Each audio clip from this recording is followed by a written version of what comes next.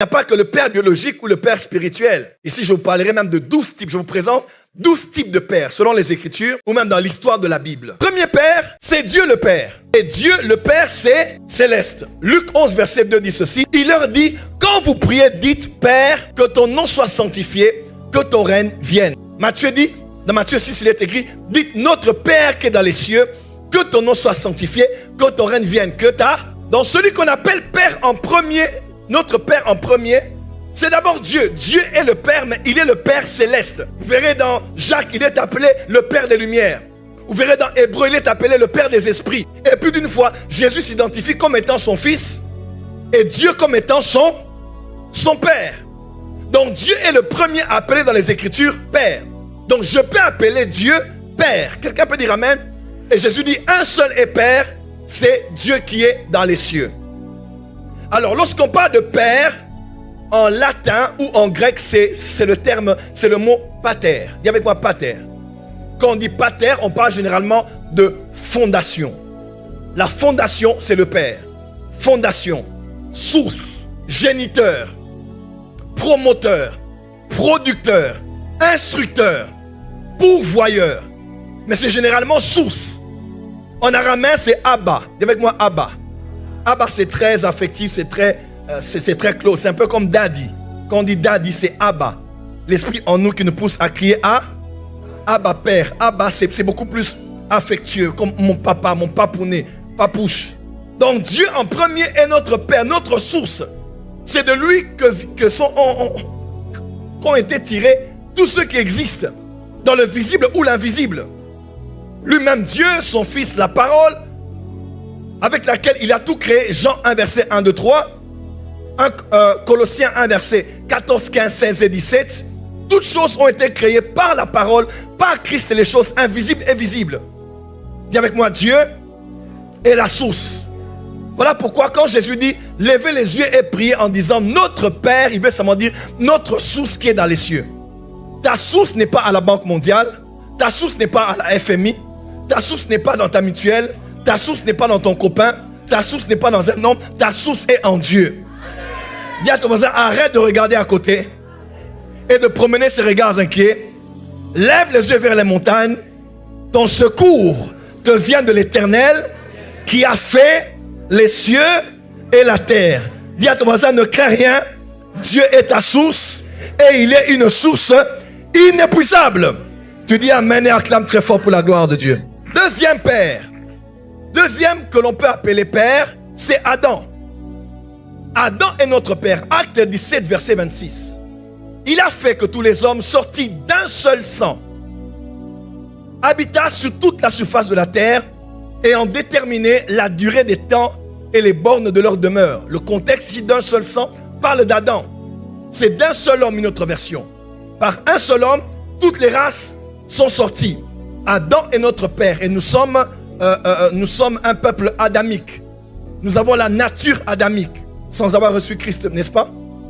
Nous venons d'Adam. Nous sommes de la race adamique. Nous sommes la création adamique puisque Adam est notre Père, il est notre source et nous avons tous été tirés de lui. Dis avec moi, Adam est notre Père. Donc je peux appeler Dieu mon Père, je peux appeler aussi Adam notre Père. Troisièmement, il y a celui qu'on appelle le Père biologique. Mon Père biologique.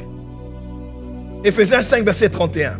C'est pourquoi l'homme quittera son et s'attachera à, et les deux deviendront une seule. Éphésiens 6, verset 2. Honore, et c'est le premier commandement avec une promesse. Donc ici la Bible précise que ton Père biologique est aussi ton Père. Dieu est ton Père, Adam est ton Père, mais ton Père biologique. Tu émanes de ton Père biologique est appelé ton Père. Amen. Quatrième Père. 3, 4. Quatrième, je l'appelle Père Abraham. Abraham est notre Père. On peut avancer? Romains 4, verset 1. Que dirons-nous donc qu'Abraham, notre Père, a obtenu selon la chair? Verset 17. Je t'ai établi Père, Dieu disait à Abraham, je t'ai établi Père d'un grand nombre de nations. Il est notre Père devant celui auquel il a cru, Dieu qui donne la vie aux morts et qui appelle les choses qui ne sont point comme si elles étaient. On a le verset d'Ésaïe. Ésaïe 51, verset 1 et 2. Écoutez-moi, vous qui poursuivez la justice, qui cherchaient l'Éternel. Portez les regards sur le rocher d'où vous avez été taillé, sur le creux de la fosse d'où vous avez été tiré. Portez les regards sur Abraham, votre père. Dis à ton voisin, Abraham est notre père. Et sur Sarah qui vous a enfanté, car lui seul je l'ai appelé, je l'ai béni et je l'ai multiplié. Matthieu 3, verset 9. Et ne prétendez pas dire en vous-même, nous avons Abraham pour père, car je vous déclare de ces pierres, si Dieu peut susciter des enfants d'Abraham. Donc à part la postérité naturelle, Jésus disait, les autres là, les pierres, là, les nations, Dieu peut susciter dans les nations la postérité d'Abraham. Abraham est aussi notre père. Cinquième type de père, c'est ce que j'appelle les pères, les patriarches. Donc on peut aussi appeler les patriarches les pères. Abraham, Isaac et Jacob, appelé autrement Israël. Il est écrit ceci, ce sont eux les fondateurs de la nation juive, considérés comme les pères de la nation juive et garants de l'alliance avec l'Éternel. Acte 17, verset 26, je suis le Dieu de tes pères, le Dieu d'Abraham, d'Isaac et de Jacob. Et Moïse, tremblant, n'osait regarder. Face au prophète de Baal et à toute la nation, Élie a dit, Éternel, Éternel, que l'on sache que tu es Dieu.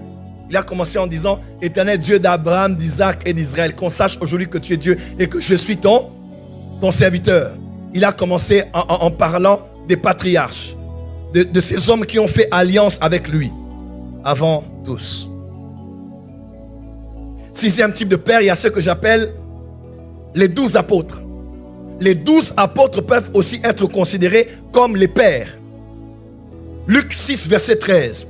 Quand le jour parut, il appela ses disciples. Il en choisit 12 auxquels il donna le nom d'apôtres.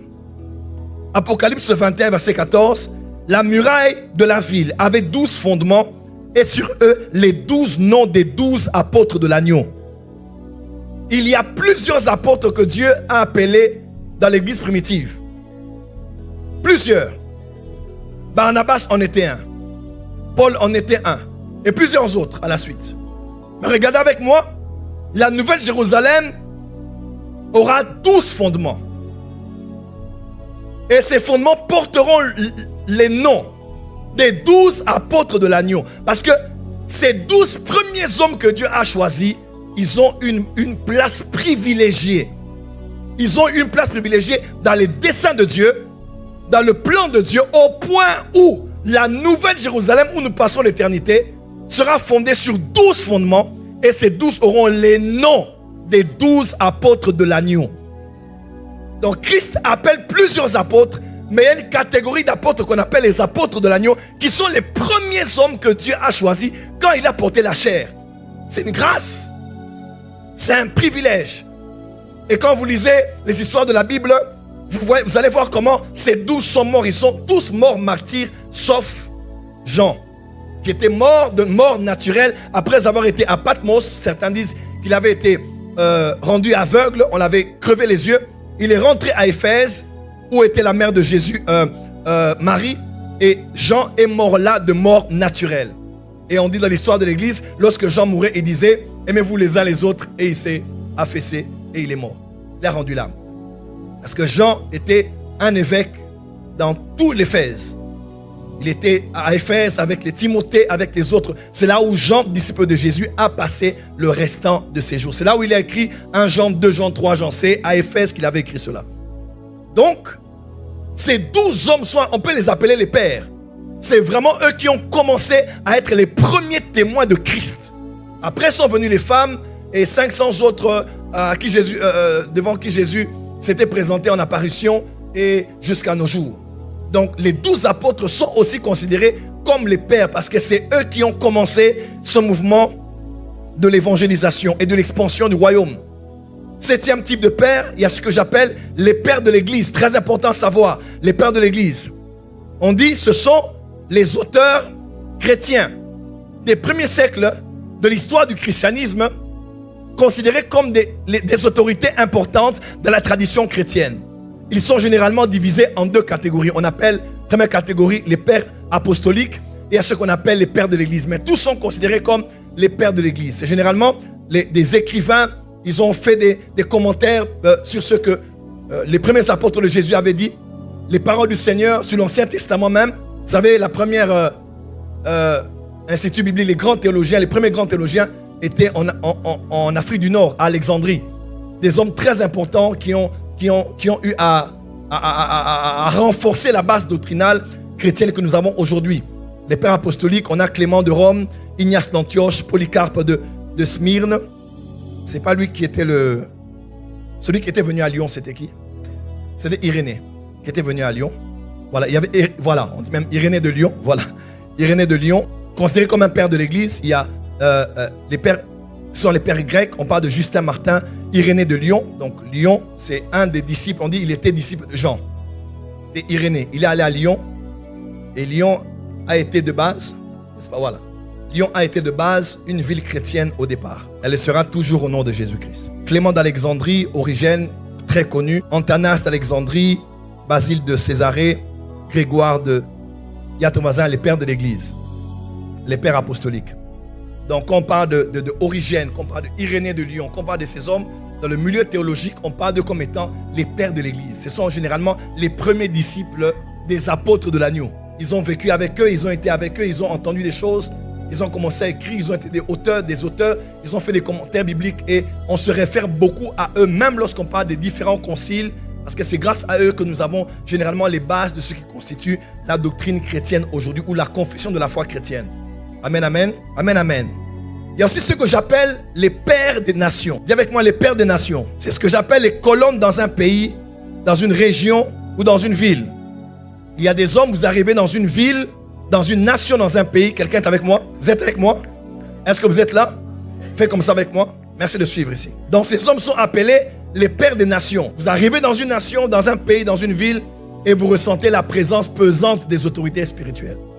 Vous arrivez au Nigeria, on ne vous dira même pas, mais vous sentirez la présence du pasteur Enoch Adeboye. Plus de 12 millions de membres au Nigeria. Vous arrivez, vous sentez la présence pesante du bishop David Oyedepo. Un pasteur récemment construisait une grande église de plus de 50 000 places.